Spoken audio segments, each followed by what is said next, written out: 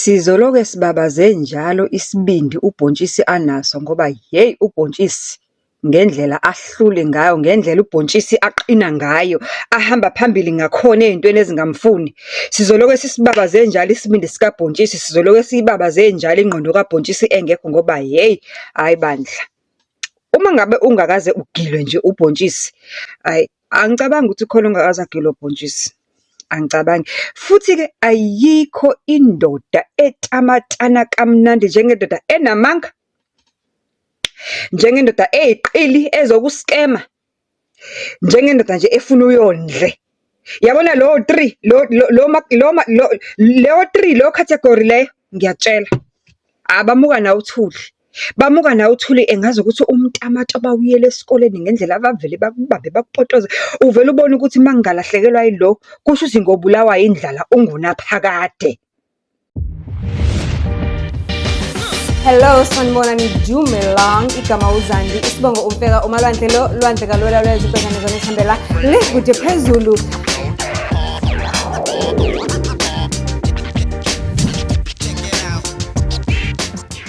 Do join. Sanibonani Dumelang, hello. Bonjour. Lalela, ngicela ungakhohlwa phela ugijime ku-Instagram ufike ungifollowishe conversations with uZandi Mfeka. Mawuqeda ukwenza njalo bese uyofuna leya page Purposeful Influencer Awards, we are still voting. The awards are only taking place in November, so please go vote as much as you can. Tshele nabanye bayovota, tshele nama-ex nalabo swipe left right, yeah. Kanti-ke iy'tori esizixoxayo la ekhaya ziyakhulisa zimnandi. Lezi-ke le segment lesikuyona njengamanje sithi Tender Moments. Sekumathinda moments awu-4 ama-pillars ukuthi nje mawungena uyalike before ubuke, uyabuka wonke ama-advert awuweqi ngoba ufuna ukuthi le channel ukuthi mawuphinde ubuya nakusasa uphinde uyithole ikhona, awufuni ukuthi u-YouTube asidilithe ngoba sikwazi ukudayisa. Uyasubscribe uma ngabe kuwukuthi umusha-ke awungazi ukuthi igama ngubani, izandi yakho le that is here. You know, ukuqaqa nje ukuthi ubone izinto ngehlo lempilo, ungaziboni izinto ngehlo likabhontshisi ngoba ihlo likabhontshisi hayi aliboni tu. Uthi-ke usisi, mina ngangena kuThindwa ngiwuzwa kukhulunywa ngawo e-office uThinda. Ngathi hayi ngeke ngiyawufuna. Uthanda ungathandi nami ngiyawufuna uThinda. Angeke phela ngisalele ey'ntweni ngishime kangaka. Uthi ngintokazi yakwethu ezibhekile, I'm in my early 30s. Yabona leya age yakuya kuma-30s usuke usu-ready, especially ne-career mayihamba kahle. Usuke usu-ready ukuthi u-ready ukuqala ikhaya, umndeni, u-ready ukuba uma bani. Uthi at that time sesizandile anginawo ngisho ingane and nje i-list yami ye-standards abantu engibafunayo ithi, yayibona mangabe isithi ithi ngoba nawe uyazibona ukuthi ukephi nempilo. Beka indlebe, story time. It's a story time. Ayibo. Akuhlekeki, it's a story time. It's a story time. It's a story time.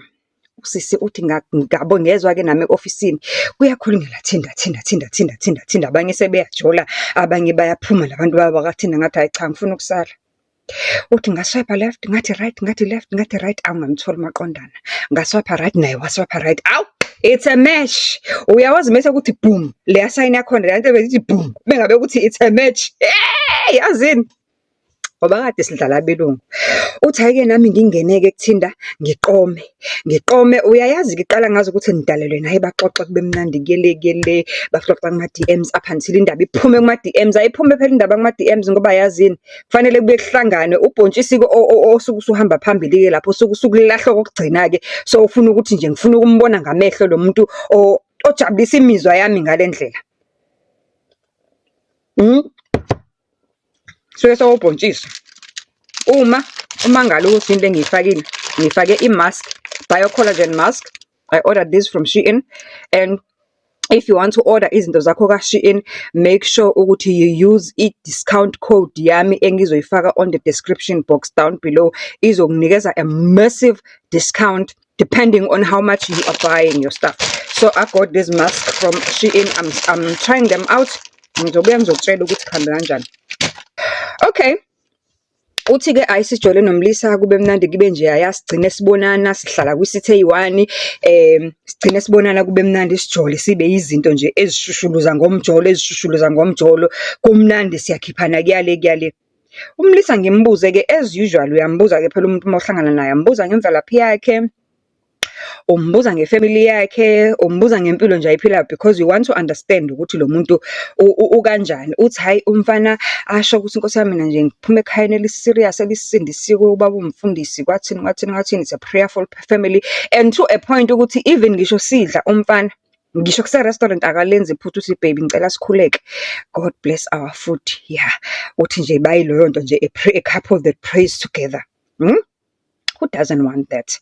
Uthi hayi-ke umfana or is umsuthu umfana kodwa uhlala la eThekwini njengoba begcina bebuhlangana nje bagcina bahlangana nje bala eThekwini badidizela khona la somewhere la koThekwini. Uthi badidizele lo mjolo wabo ukuze kufike isikhathi usisathi hayi la ngicomfortable Nkosi yami umfana ngoba ungitshelile imvelaphi yakhe wangitshela futhi nami ngiyambona ukuthi umfana alright.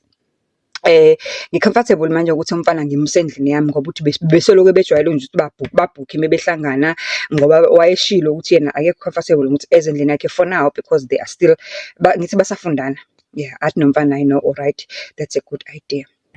Uthi hayi-ke amuve not amuve in bagcine embonisa-ke la ehlala khona ba-introduce-ane-ke na umfana ngelinye ilanga ngamthatha amuse la ahlala khona. Okay. Uthi hayi iqhubeke lento yethu enhle ngathi sidalelwene. Iqhubeke lento yethu kuhamba isikhathi sithandana kumnandi kunje. Umfana akanamoto. Uclaim ukuthi uyasebenza. Kodwa-ke manje njengoba engenamoto eclaim ukuthi uyasebenza into engiyiqaphelayo mina sengiphinde kushofiye umfana. Umfana fanele mina mengabe nje kuyi-weekend ngimhambise ezindaweni zakhe afuna ukuzihamba. Ngiyomshophisa ngiyomenzisa whatever nje kufanele nje ngihlezi ngi-available umfana mengidinga ukuthi udinga imoto ngoba nginalento ukuthi angikho comfortable ukuthi ngimnikeze imoto yami angakomjwayeli kangaka. Ngimazi nanokuthi driver kanjani and phela siyathi driver sonke kodwa indlela yokudriver ngithi ayifani. Omunye umuntu abanye abantu bamanuku sidalo mekaphatha into uyayidladlazisa nini sowushelwa ama-clutch nayo yonke leyo into leyo. Kanti imoto yakho inikeza umuntu odriver kambi nobhreka kambi yabo. Uthi I was not comfortable ukumnika imoto yami ngoba umfana phela naku sisanda kubonana nje, it's just a couple of months, angeke ngimtruste ngezinto zami ngaloyo ndlela. Uthi kodwa-ke senginesitoko-ke. Uthi umfana unolwimi, yabona umfana mengabe ekhuluma ekulalisela indaba uvuma into ongayiqondile ukuyivuma. Uza akushaye nangamavesi, uyambona ngempethu umntana obuye ekhayeni elikholiweyo ngoba uza akushaye nangamavesi. God will bless you. Ngelinye ilanga nje uNkulunkulu uzosibusisa soyi-2. Uthola ukuthi nje we don't even struggle ngendaba yemoto ukuthi nje ngelinye ilanga ubone nje ukuthi uphuma egcekeni nje uzube confused ukuthi ngifuna ukugibela yiphi la and wena khumbula ukuthi you are my future. Mina nje ngiserious ngempilo. I want a decent life. I really want a decent life, and I want a decent life with a woman like you, a woman enombono, umuntu esifazane strong, independent, okwazi ukuzenzela izinto. Uthi ikhulu relationship yethu ibe strong. Kodwa manje engikuqaphelayo ukuthi umfana akasakuthandi ukuya endlini yakhe. Kwaqale kwafika i-under yokushintsha ngoba kuyi-overnight, kwalandela isixubo, kwalandela ijakhethi eyafika ngoba naku kwathiwa kwakubanda ngalolo langa. And uthi lapho I am this person who is very private and osithandayo ispace sakhe. Uthi ingangihlali kahle lento manje. Ngiyambona umfana akasafuna ukuhamba. Uthi nini ngimconfront ngithi hayibo kanti wena awusayini endlini yakho sohlezi ulana njalo nje ngaso sonke isikhathi. Phela ngesinye isikhathi umuntu uyayidinga nje privacy yakhe.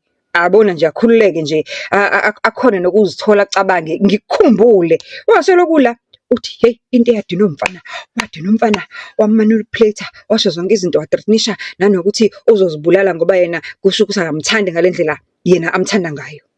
Hey uthi hayi kwawubusuku obubi, kwawu-Friday omuncu lo, uthi ilanga lakhona kwakuyi-Friday, kwawu-Friday omuncu, sengiyaxolisa sekuyimo wrong engazi ukuthi manje bekungafanele ngikhuluma imizwa yami. Uthi ngiyaxolisa manje yayiningi into. Uthi hayi-ke eziwazi ukuthi ubhontshisi awabona uma ngabe ulahle ubhontshisi usuke uflathelwe idlozi qobo lwakhona nje. Idlozi lisuke likuflathele waphika nobhontshisi. Uthi hhayi as usual ungilahla ubhontshisi ngigcine sengiyilento yokuthi umfana sengimsikele ikhophi yesikhiye sala endlini.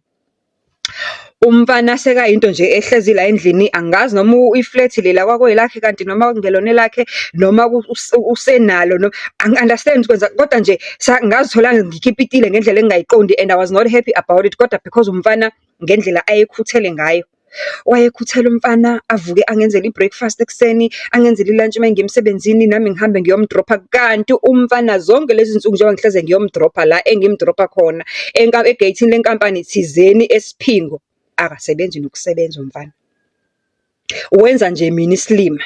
Thina nje withi shwi siqhamuka from the south vele kusendleleni ngimshiye somewhere in the gate lenkampani enkulu eyenza izimoto eSiphingo. Umfana uphethe sakhe isikhaftini nami ngiphethe sami isikhaftini engisenzelo yena. Uyapheka umfana ukhuthela, uya-ayina, wenza yonke into la endlini. Uwumuntu osweet nje helpful ongamind ukuba naye around. Kanti umfana uqamba amanga ukuthi uyasebenza. Njengoba ngihleze ngiyomshiya lapha egeyidini la kabani. Angimazi ukuthi uphuma ahamba abhekephi ngoba loyo mina ngayithola, izwa ukuthi wayithola kanjani usisi, ngilandele ku-part 2.